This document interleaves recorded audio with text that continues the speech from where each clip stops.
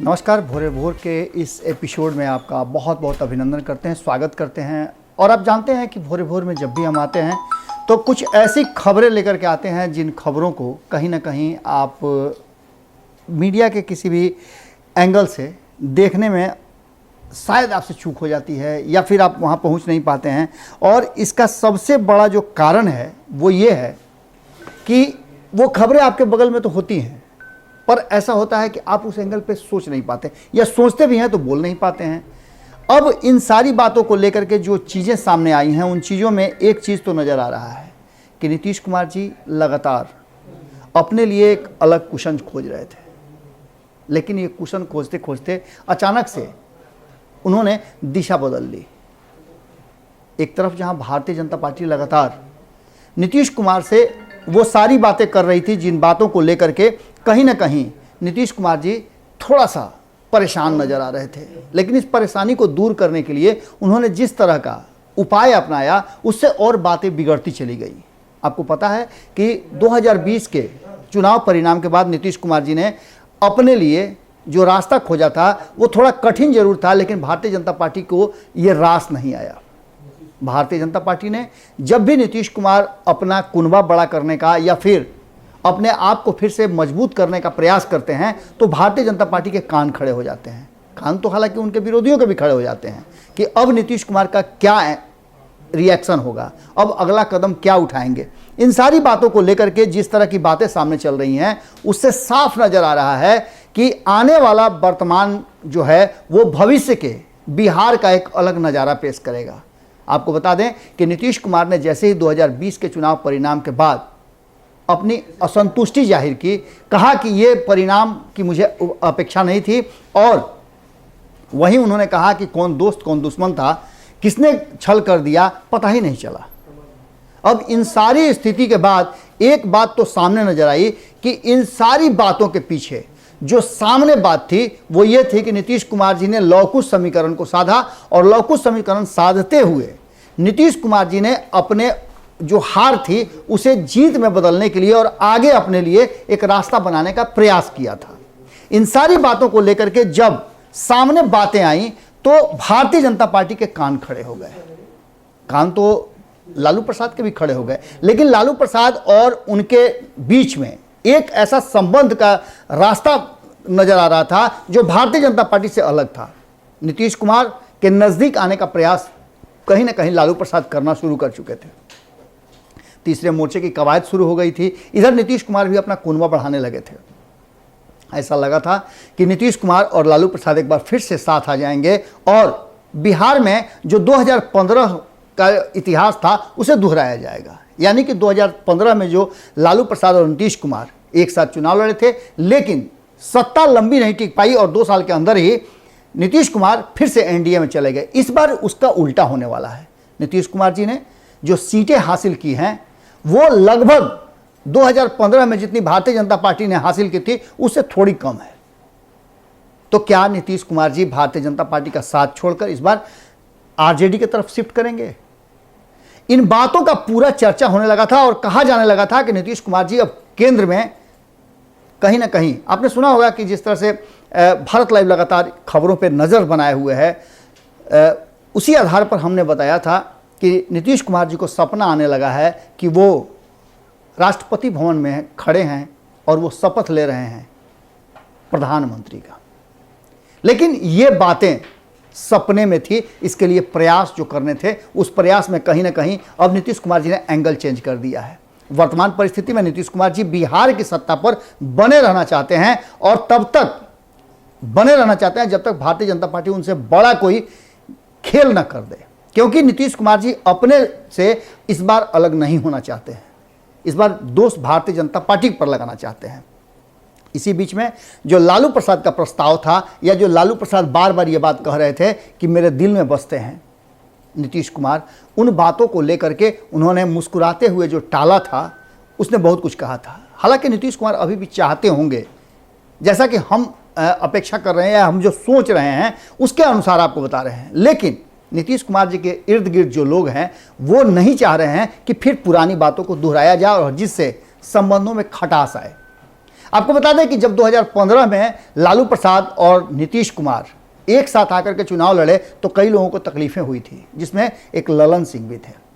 ललन सिंह वही शख्स हैं जो चारा घोटाले में लालू प्रसाद के लिए सबसे मुख्य पात्र बने थे।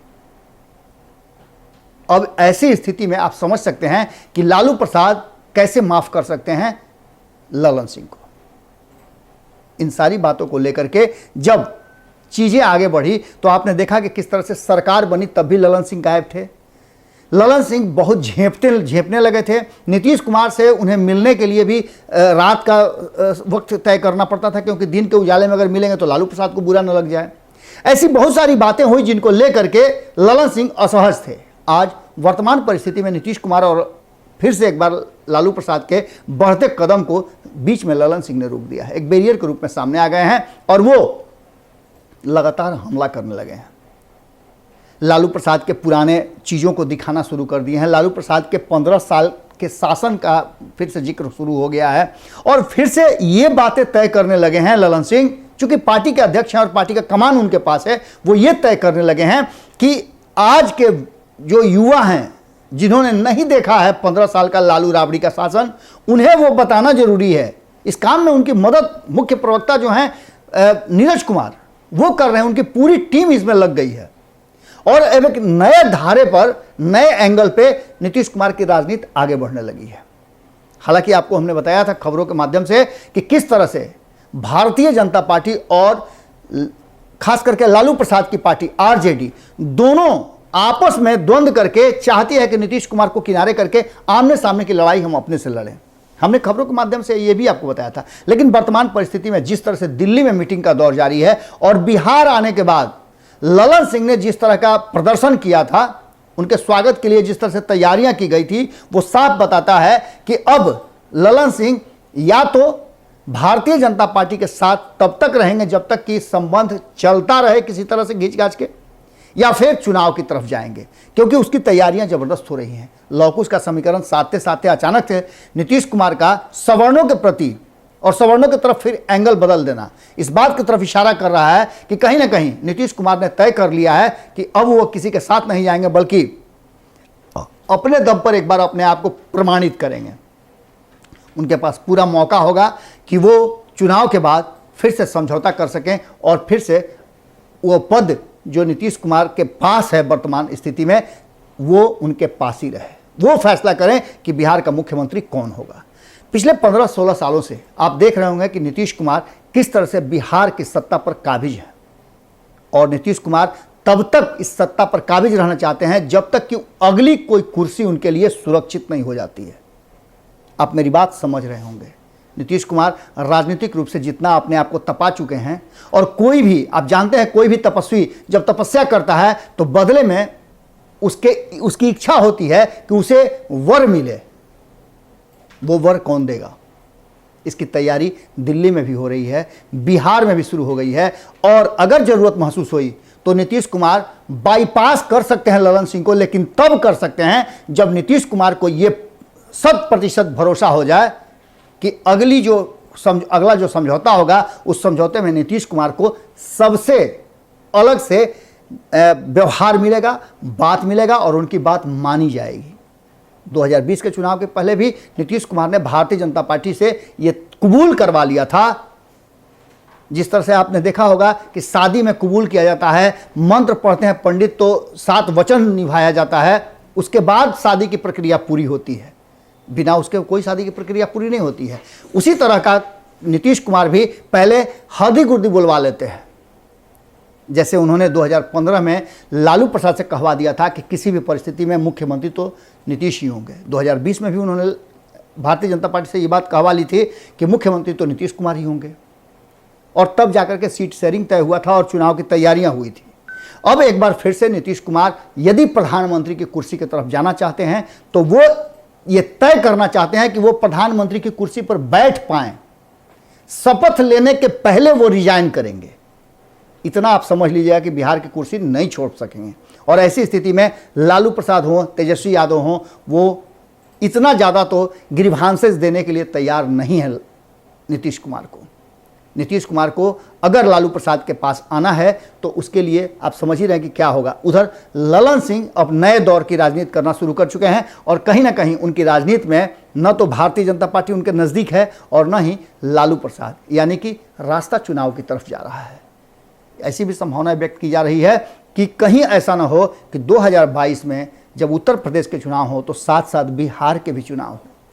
भारतीय जनता पार्टी अपना दांव खेल चुकी है। अब बात बनते बनते ललन सिंह के बयान के बाद बिगड़ती नजर आ रही है और यही कारण है कि आपने देखा कि प्रधानमंत्री को नीतीश कुमार की चिट्ठी के बाद तेजस्वी यादव ने भी पटना आकर के चिट्ठी लिखा है।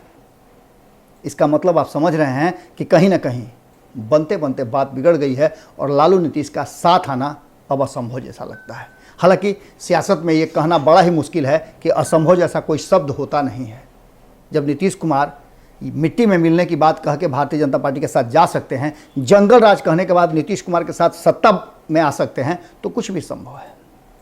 क्या होगा ये तो भविष्य के गर्भ में है। लेकिन आज भोरे भोर के इस एपिसोड में हमने आपको बिहार की राजनीति का वो पहलू दिखाया जिस पहलू से अब तक आप अनजान थे। दिल्ली में बैठ करके मीटिंग का दौर चल रहा है और बिहार के एक नए भविष्य की तरफ इशारा किया जा रहा है। बहुत बहुत धन्यवाद। वीडियो पसंद आई और वह बिहार के राजनीति और बिहारियत से सरोकार रखेनी तो सब्सक्राइब बटन दबा के चैनल के सब्सक्राइब कर ली। ओजे एगो घंटी बा, ओकरा बटन दबा देला से कुल सटीक और मारक खबर रुआ मुफ्त में मिल जाई। अगर रुआ पत्रकारिता के हमनी के नया प्रयोग में सहयोग कर चाहतानी तो ज्वाइन बटन दबा दी। पेटीएम नंबर नोट कर ली 9386816700। धन्यवाद।